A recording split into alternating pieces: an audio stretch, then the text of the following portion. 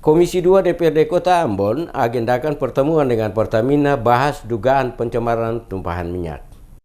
Setelah melakukan on the spot di lapangan sehubungan dengan tumpahan minyak yang terjadi di PT Pertamina Wayame beberapa waktu lalu, dalam waktu dekat Komisi 2 DPRD Kota Ambon kembali mengagendakan pemanggilan kepada PT Pertamina untuk membahas dampak dari tumpahan minyak terhadap pencemaran lingkungan sekitar. Ketua Komisi 2 DPRD Kota Ambon, Join Mainake, mengatakan setelah kepolisian maupun tim investigasi internal Pertamina melakukan pekerjaannya terkait dengan kebocoran minyak, Komisi akan kembali menjadwalkan pertemuan dengan PT Pertamina. Pertemuan itu dimaksudkan untuk mengetahui sejauh mana langkah-langkah yang diambil oleh Pertamina sehubungan dengan pencemaran tersebut.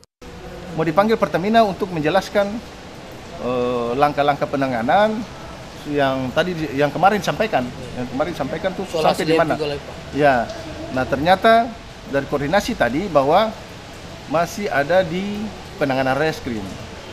Nah, penanganan reskrim ini tadi itu yang dipanggil adalah dari Badan Lingkungan Hidup.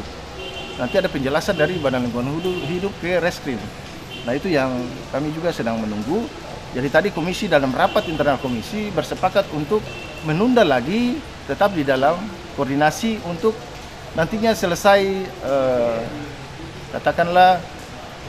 selesai pengawasan dilakukan itu, melihat dampak yang diakibatkan oleh human error, katakanlah begitu, karena ini semua masih dalam penyidikan.